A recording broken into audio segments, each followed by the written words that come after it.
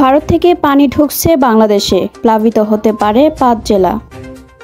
৪ বিভাগে ভারী বৃষ্টিপাতের পূর্বাভাস। জুলাই ঘোষণাপত্রে ছাড় দিয়েছি, সনদে কোনো ছাড় নয়। পেঁয়াজ আমদানির অনুমতি দেওয়া হবে বললেন বাণিজ্য উপদেষ্টা। আসসালামু আলাইকুম, বাড নিউজ 24-এ আপনাদের সবাইকে স্বাগত জানাচ্ছি। আমি নাইমা আক্তার কেয়া। এতক্ষণ দেখছিলেন সংবাদ শিরোনাম, এখন দেখবেন বিস্তারিত। টানা ৩ দিনের ভারী বৃষ্টি এবং ভারতের উজান থেকে নেমে আসা পাহাড়ি ঢলে তিস্তা নদীর পানি বিপদ সীমার ৭ সেন্টিমিটার উপর দিয়ে প্রবাহিত হচ্ছে। এতে লালমনিরহাটের নিম্নাঞ্চল প্লাবিত হয়েছে। এছাড়া রংপুর, কুড়িগ্রাম, নীলফামারী এবং গাইবান্ধা প্লাবিত হতে পারে বলে আশঙ্কা করা হচ্ছে। ইতিমধ্যে লালমনিরহাট সদর, পাটগ্রাম, হাতীবান্ধা, কালীগঞ্জ ও আদিতমারী উপজেলার নিম্নাঞ্চল প্লাবিত হয়েছে। এর মধ্যে পাটগ্রামের দহগ্রাম, হাতীবান্ধার গড্ডিমারী, দোয়ানী, ছয়ানী, সানিয়াজান, সিঙ্গামারী, সিন্দুরনা, হলদিবাড়ি ও ডাওয়াবাড়ি, কালীগঞ্জের ভোটমারী, শৈলমারী ও নোয়াখালী, আদিতমারীর মহিষখোচা, গোবর্ধন, বাহাদুরপাড়া ও পলাশী সদর উপজেলার খুনিয়াগাছ, কুলাঘাট, মোগলহাট, রাজপুর, বড়বাড়ি ও গোকুন্ডা ইউনিয়নের নিচু অঞ্চল রয়েছে। এদিকে লালমনিরহাটের চরাঞ্চলের রাস্তাঘাট ও আমন ধানের ক্ষেত পানিবন্দী হয়ে পড়েছে বহু পরিবার। অনেকে গবাদি পশু ও মালপত্র নিরাপদ স্থানে সরিয়ে নিচ্ছেন। বুধবার সকাল ৬টায় তিস্তা নদীর পানি ডালিয়া পয়েন্টে বিপদ সীমা ৭ সেন্টিমিটার উপর দিয়ে প্রবাহিত হচ্ছে।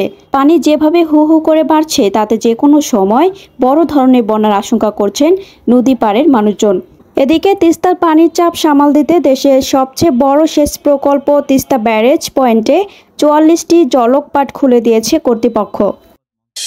আবহাওয়া অধিদপ্তর জানিয়েছে দেশের ৪ বিভাগে ভারী বৃষ্টিপাত হতে পারে। মঙ্গলবার ১২ আগস্ট সন্ধ্যা ৬টা থেকে পরবর্তী ১২০ ঘন্টার পূর্বাভাসে এই তথ্য জানানো হয়েছে। মৌসুমী বায়ু বাংলাদেশের উপর মোটামুটি সক্রিয় এবং উত্তর বঙ্গোপসাগরে মাঝারি অবস্থায় রয়েছে।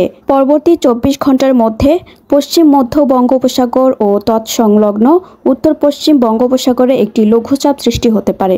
আবহাওয়াবিদ বলেন, আজ সন্ধ্যা থেকে রংপুর, ময়মনসিংহ ও সিলেট বিভাগের অধিকাংশ জায়গায়, রাজশাহী, ঢাকা ও চট্টগ্রাম বিভাগের অনেক জায়গায় এবং খুলনা ও বরিশাল বিভাগের কিছু কিছু জায়গায় অস্থায়ীভাবে দমকা হাওয়া সহ হালকা থেকে মাঝারি ধরনের বৃষ্টি, বজ্রসহ বৃষ্টি হতে পারে। সেই সঙ্গে রংপুর, রাজশাহী, ময়মনসিংহ ও সিলেট বিভাগের কোথাও কোথাও মাঝারি ধরনের ভারী থেকে অতি ভারী বর্ষণ হতে পারে। সারা দেশে দিন এবং রাতের তাপমাত্রা সামান্য কমতে পারে।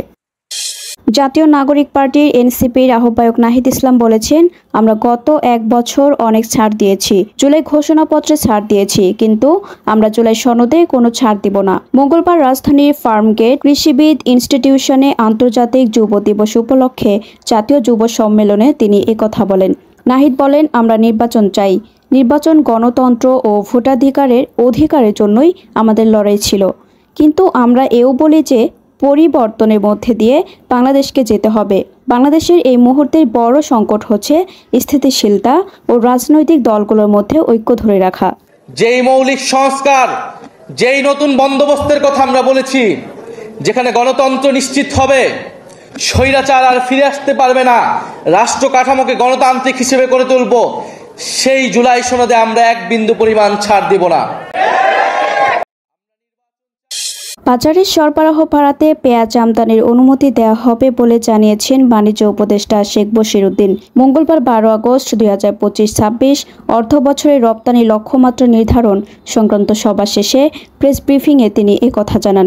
উপদেষ্টা বলেন, চাহিদা ও যোগানের ভিত্তিতে এবার পেঁয়াজ আমদানি করা হবে। শুধু ভারত থেকে নয়, ব্যবসায়ীরা যেখান থেকে আমদানি করতে চাইবে সেখান থেকেই অনুমতি দেওয়া হবে। তিনি বলেন, কারণ আমাদের মূল উদ্দেশ্য পেঁয়াজের দাম কমানো, সরবরাহ বৃদ্ধি করা। এজন্য যেখান থেকে দাম কম পাওয়া যাবে সেখান থেকেই পেঁয়াজ আমদানি করা হবে।